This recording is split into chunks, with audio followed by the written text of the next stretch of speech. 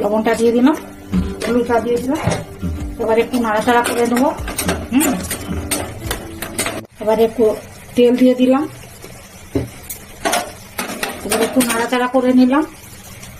এই যে সবজি আছে, আলু, বেগুন, কাঁচা লঙ্কা, পেঁয়াজ, রসুন। এবারে এতে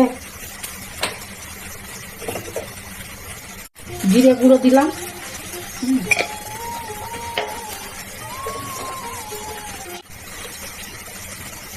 লঙ্কা গুঁড়ো দিলাম, নাড়াচাড়া করে এবারে জল দিয়ে দেবো। সিদ্ধ হবে তো, মাংসের মতো জিনিসটা।